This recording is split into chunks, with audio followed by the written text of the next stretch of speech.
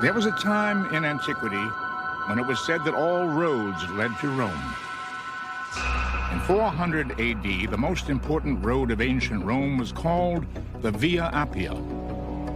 By this time, the largest and most elaborate catacombs had been built here. New ones were being dug, and soon there would be more than 60 miles of underground cemetery snaking and spiraling below the city. It was truly a city of the dead, a necropolis. This was the largest. The ancient Christians had named it Domitilla. The passages were so dark and foreboding that the Latin scholar St. Jerome wrote that a Sunday visit to the crypt of a martyr more resembled a visit to hell. I was accustomed to visit, on Sundays, the sepulchres of the apostles and martyrs. And often did I enter the crypts, deep dug in the earth, with their walls on either side lined with the bodies of the dead, where everything is so dark that it almost seems as if the psalmist's words were fulfilled. Let them go down alive into hell.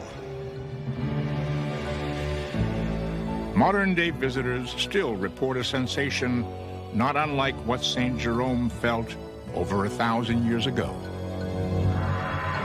The experience of entering a catacomb is really not like any other experience I can think of. They are very cold. The temperature drops 40, even 50 degrees.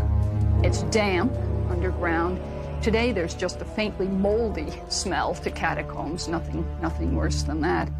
But the most striking thing about catacombs is the absolute pitch blackness. And the archaeologist has a flashlight, a very powerful flashlight, but the minute he's out of sight, the minute he turns a corner, it's as if he's not there at all. And that is a very, very unnerving sensation. Here and there, the light, not entering through windows, but filtering down from above through shafts, relieves the horror of the darkness. But again, as one cautiously moves forward, the black night closes round to bring the dreadful silence of the night. St. Jerome, Latin scholar. Animals of all sorts appear on these walls, as do peacocks that were thought to be symbols of rebirth and eternal life. The catacombs were also decorated with images of a garden. One of the major themes of pagan funerary art in late antiquity, which the Christians absorbed, was the theme of the garden. The afterworld was imagined as a beautiful garden where all of the pleasures of this life were possible. And the imagery in the Christian catacombs takes over many of these garden themes. We find birds and flowers, trellises, garden architecture, depictions of the seasons, of the skies.